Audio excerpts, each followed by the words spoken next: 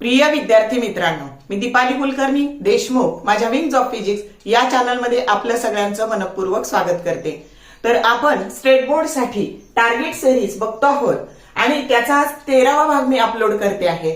तर आता बघा, आजचा जो भाग आहे त्याच्यामध्ये रोटेशनल डायनामिक्स मधले आपण प्रश्न पाहणार आहोत आणि ते नेहमी विचारले जातात आणि ते 3 जे प्रश्न पाहणार आहोत त्याच्यात खूप मुलांचं कन्फ्युजन होतं। तर ते होऊ नये म्हणून अल्गोरिदम कसा बनवायचा आणि ते लक्षात कसे ठेवायचे हे आपण पाहणार आहे। पण हे सगळं पाहण्यापूर्वी आधी एक छोटासा प्रश्न आपण पाहणार आहे, तो असा आहे, डिफाइन मोमेंट ऑफ इनर्शिया।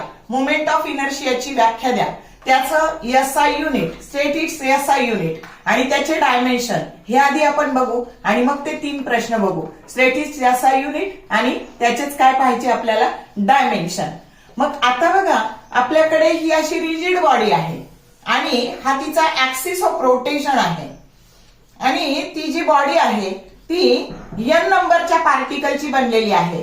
मग पहिला पार्टिकल ज्याचा मास m1 आहे, हा ऍक्सिस ऑफ रोटेशन आहे, तो पार्टिकल ऍक्सिस ऑफ रोटेशन पासून r1 इतक्या अंतरावर आहे।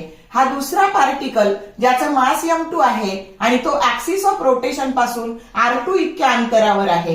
हा तिसरा पार्टिकल ज्याचा मास m3 आहे, तो ऍक्सिस ऑफ रोटेशन पासून r3 इतक्या अंतरावर आहे आणि हा mn पार्टिकल की जो ऍक्सिस ऑफ रोटेशन पासून rn इतक्या अंतरावर आहे। मग ह्या बॉडीचं आपल्याला या ऍक्सिस बद्दलचं मोमेंट ऑफ इनर्शिया बघायचं। मग कसं, तर I बरोबर मग पहिल्या पार्टिकलचं मास m1 आणि अंतराचा वर्ग, ऍक्सिस ऑफ रोटेशन पासून अंतराचा वर्ग, सेम तसंच दुसऱ्या पार्टिकलचं मास ऍक्सिस ऑफ रोटेशन पासून अंतराचा वर्ग, असं करत करत n नंबरच्या पार्टिकलचं मास आणि अंतराचा वर्ग। आलं का लक्षात? मग हे झालं मॅथमॅटिकल फॉर्म्युला। यालाच समेशनच्या भाषेत कसं लिहिता येईल, summation within the limit 1:n mi ri²। आणि हा झाला तुमचा r चा फॉर्म्युला। ह्या तिन्ही डेरिवेशन मध्ये आपल्याला ह्या i ची किंमत ही टाकायची आहे। मग आता याची जर डेफिनेशन करायची की मोमेंट ऑफ इनर्शिया कसं डिफाइन करतात, मग आता बघा, movement of inertia of a rigid body, this is a rigid body about a given axis of rotation is defined as, बघा परत एकदा सांगते, the movement of inertia of a rigid body about the given axis of rotation is defined as, it is a sum of, बघा इथे बेरीज आहे ही कशाची, it is a sum of product of, कशाचा product, mass of each particle and square of its distance from the given axis of rotation. I repeat, what is the definition?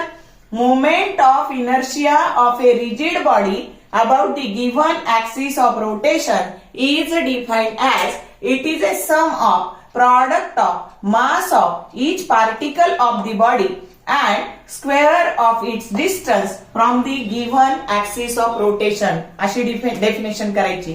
आता SI unit घ्यायचं तर हे मास आहे म्हणजे त्याचं SI unit kilogram आहे आणि हे अंतराचा वर्ग आहे म्हणजे हे काय आहे, तर हे मीटर स्क्वेअर आहे। अंतराचं SI युनिट मीटर आहे, समजलं? हे झालं त्याचं SI युनिट।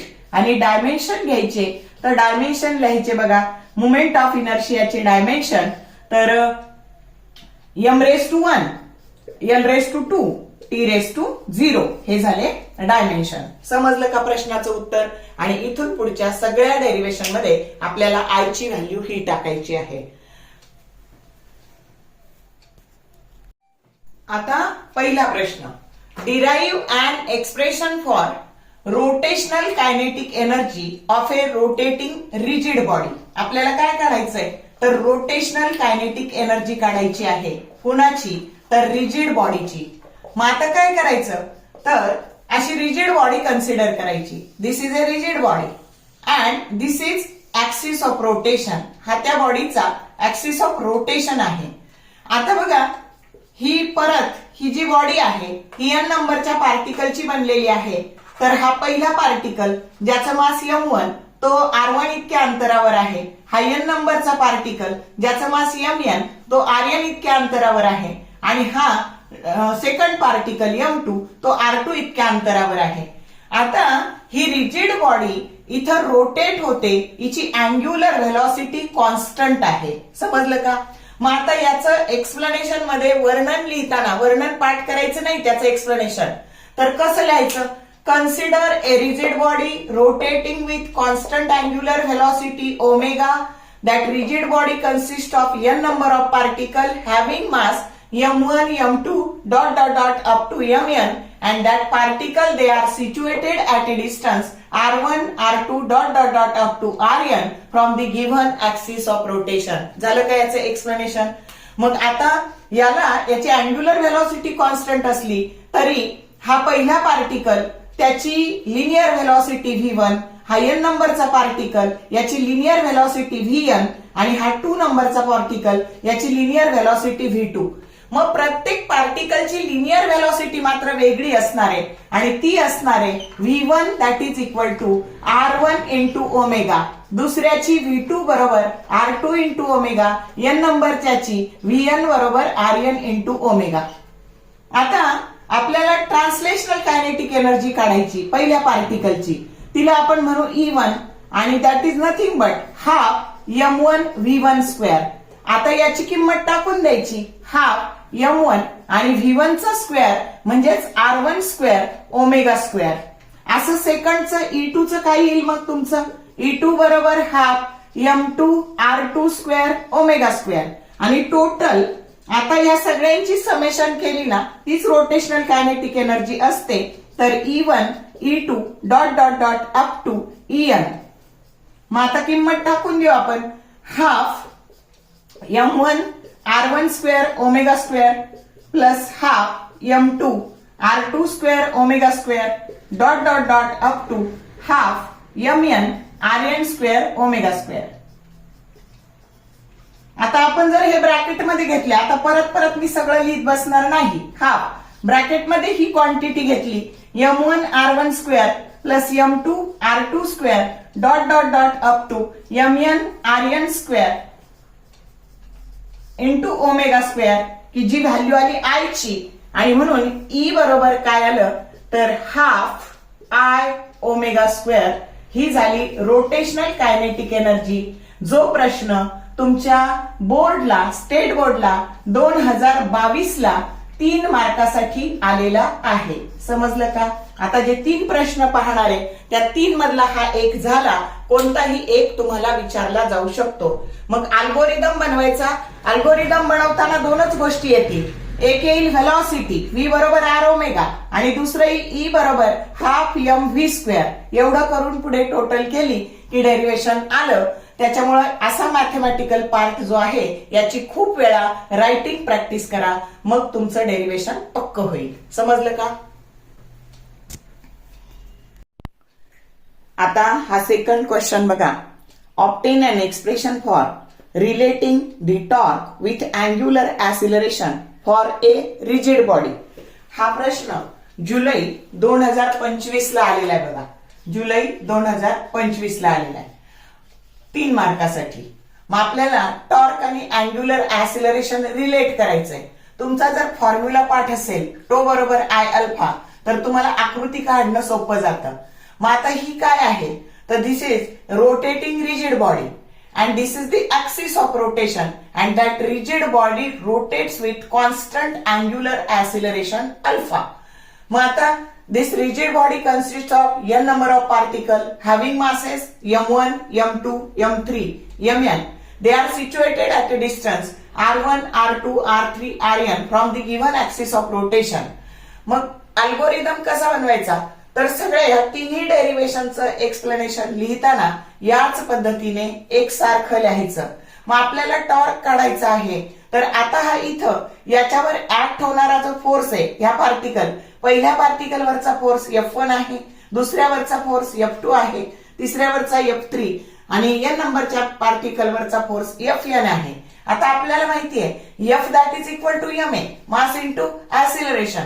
मग पहिल्याचं मास m1, ऍसिलरेशन a1, आणि लिनियर ऍसिलरेशन आणि अँग्युलर ऍसिलरेशन याच्यामधलं रिलेशन असतं a बरोबर r अल्फा. मग अल्गोरिदम बनवताना आधी a काढायचा, मग f काढायचा, f बरोबर ma, आणि टॉर्क काढताना टो बरोबर पहिल्या पार्टिकल वरचा टॉर्क, टो बरोबर R1 क्रॉस F1. टो 1 बरोबर R1 क्रॉस F1. पण इथे जर 90 डिग्री असेल तर हे झालं याचं मॅग्निट्यूड झालं टो 1 बरोबर RF sine theta. Theta 90 degree आहे आणि म्हणून टो 1 बरोबर R into F, R1 into F1 पहिल्या पार्टिकल साठी. आणि या F1 ची किंमत आता इथं हे टाकून द्यायचं, ही किंमत इथं टाकून द्यायची, सबस्टिट्यूट करायची. मग आता हे झालं बघा तुमचं एम आर अल्फा. याचं F1 साठी A1 बरोबर R1 अल्फा, F1 बरोबर M1 R1 अल्फा. आणि इथं जर टाकून दिलं R1 into M1 R1 alpha तर it becomes tau 1 that is equal to M1 R1 square, M1 R1 square alpha. समजलं का? म्हणजे 3 स्टेप मध्ये अल्गोरिदम बनवायचा. काय काय काढायचं आधी? ए काढायचं, ए बरोबर आर अल्फा, एफ बरोबर M A mass into acceleration म्हणजे एम आर अल्फा, आणि टो बरोबर आर इंटू फोर्स म्हणजेच हे झालं एम आर स्क्वेअर अल्फा. एवढ्या 3 स्टेप तुम्हाला आल्या की हे सगळ्या पार्टिकल साठी करायचं आणि त्याची फक्त ऍडिशन करायची. समजलं का? मग therefore total torque that is nothing but, मग आता बघा tau 1 plus tau 2 dot dot dot up to tau N. आता हे अनुक्रमे सगळ्या पार्टिकल साठी लिहायचं. हे A1 साठी लिहिलं ना की A2 बरोबर R2 अल्फा असं डॉट डॉट डॉट AN बरोबर RN अल्फा. समजलं का? तसंच हे F1 लिहिलं का मग F2 बरोबर M2 R2 अल्फा. आलं लक्षात? असंच FN बरोबर MN RN अल्फा. तसंच हे टो 1 एकदा लिहिलं की इथेच लिहायचं टो 2 बरोबर दुसऱ्या पार्टिकल वरचा torque M2 R2 square alpha, tau N बरोबर MN RN स्क्वेअर अल्फा. आणि मग खाली ऍडिशन करायची. देअरफॉर टॉर्क बरोबर आता लिहूयात आपण M1 R1 square alpha plus M2 R2 square alpha dot dot dot up to MN RN square alpha. Therefore tau बरोबर आता कॉमन काय काढलं आपण M1 R1 square plus M2 R2 square dot dot dot up to MN RN square आणि outside the bracket alpha. आता आपल्याला माहिती याचीच किंमत काय टाकतो आपण? आय टाकतो आणि टो बरोबर आय अल्फा. मिळालं का रिलेशन? टॉर्क बरोबर moment of inertia of that body into its angular acceleration. 3 मार्काचं डेरिव्हेशन आहे. असा अल्गोरिदम बनवायचा आणि डेरिव्हेशन लिहायचं. समजलं का? 3 मधलं एक डेरिव्हेशन जनरली पडतं. आता तिसरा प्रश्न. Derive the expression that relates angular momentum with the angular velocity of a rigid body. आता आपल्याला अँग्युलर मोमेंटम आणि अँग्युलर व्हेलॉसिटी यांच्यातलं रिलेशन काढायचंय. मग जर परत फॉर्म्युला पार्ट असेल एल बरोबर आय ओमेगा तर आकृती काढणं सोपं जातं. तर this is the rotating rigid body, this is the axis of rotation and that rigid body rotates with constant angular velocity omega. परत एक्सप्लेनेशन लिहिताना काय सांगायचं? that rigid body consists of n number of particles having masses m1 m2 m3 dot dot dot up to mn and they are situated at a distance r1 r2 r3 dot dot dot up to mn rn from the given axis of rotation. तिन्ही डेरिव्हेशनचं वर्णन हे explanation हे common असणार आहे.